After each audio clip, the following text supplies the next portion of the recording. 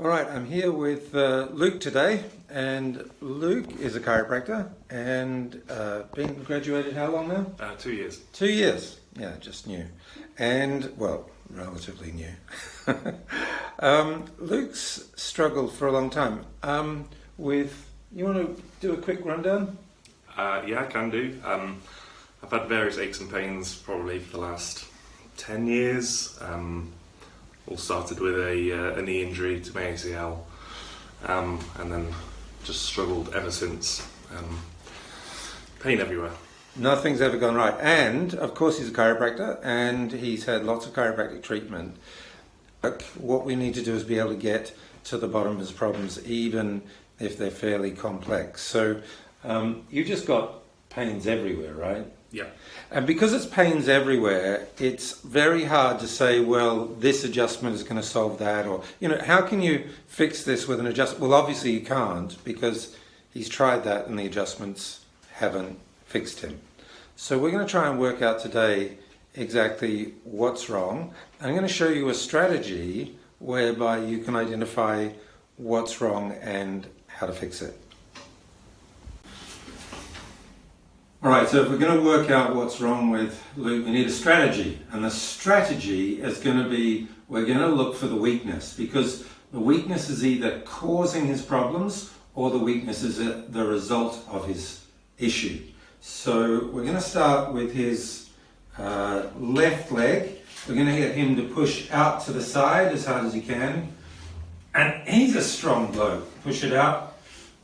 He's got so much strength there. Just push out.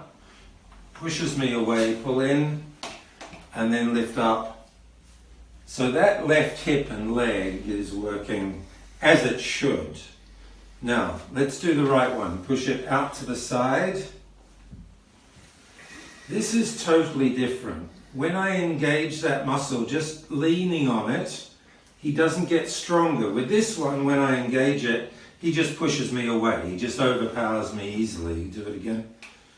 But on the right one, he tries to push out, and there is no increase in strength. When he goes inwards, there's nothing at all. This is little finger stuff against his leg.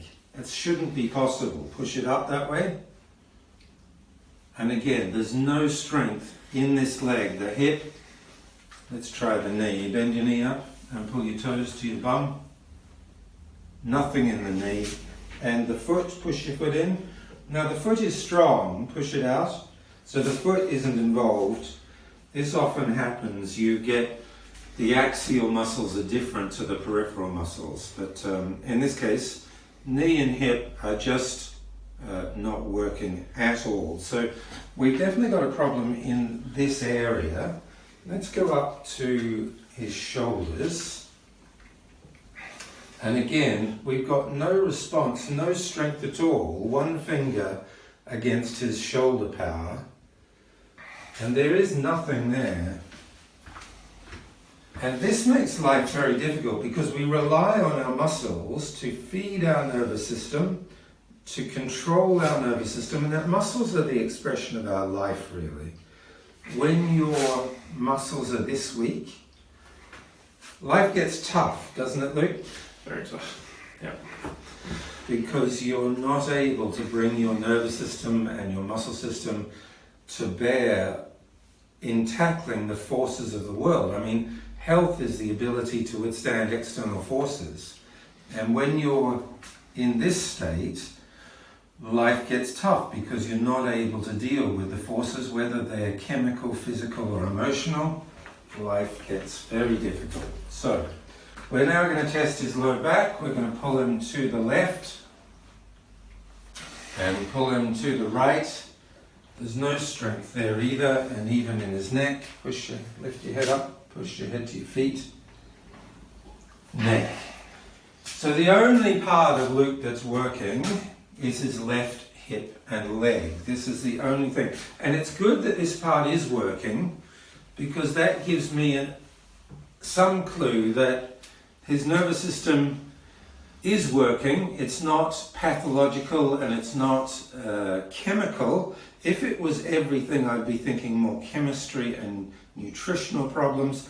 Because this leg is normal and good, I've got to be thinking some sort of mechanical problem. Now, Luke had a right ACL injury and he had it repaired. And we'll put some pictures of the repair, some x-rays of the repair.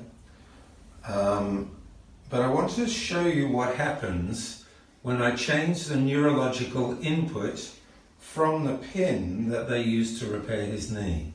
So they rebuilt the ACL, they put a pin through the middle of his tibia here.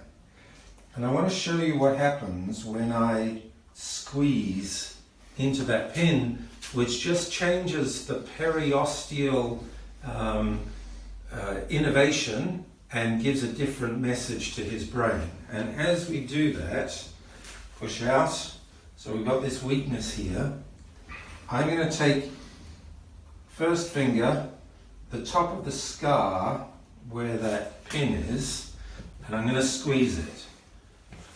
And all of a sudden, he's gone back to normal strength. And if I don't squeeze that, he's got nothing. Squeeze it again. He tears my arm off. Push it up. It's all right. It's all right.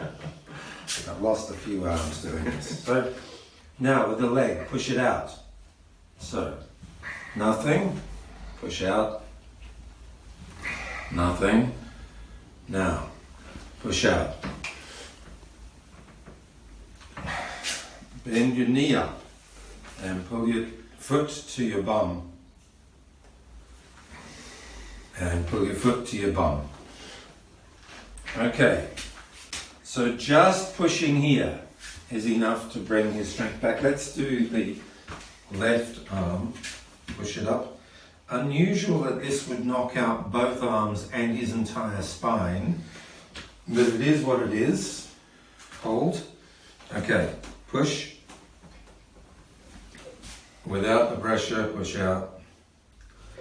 And push up, push. Okay.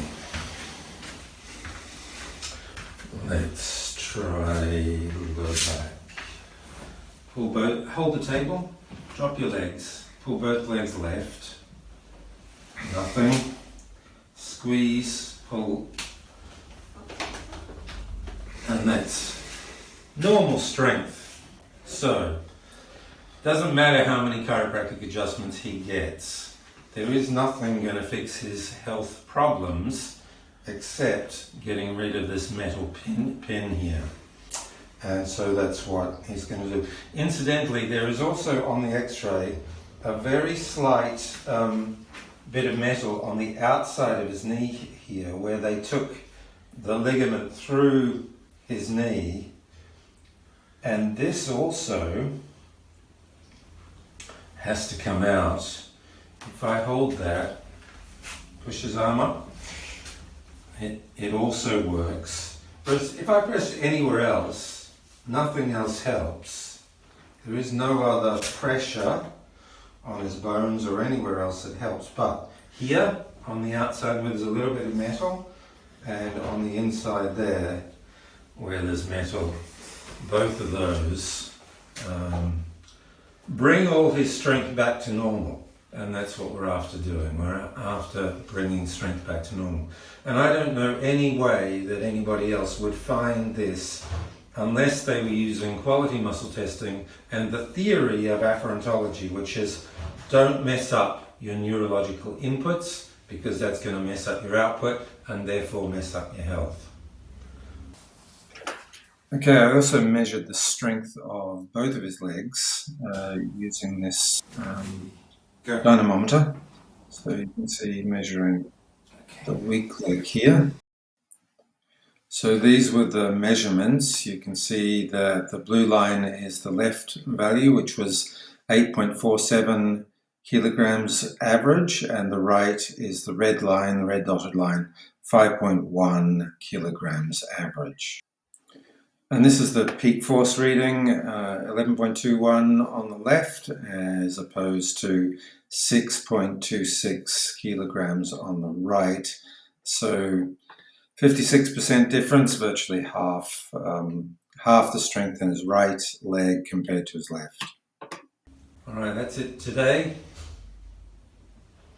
Take care, see you soon.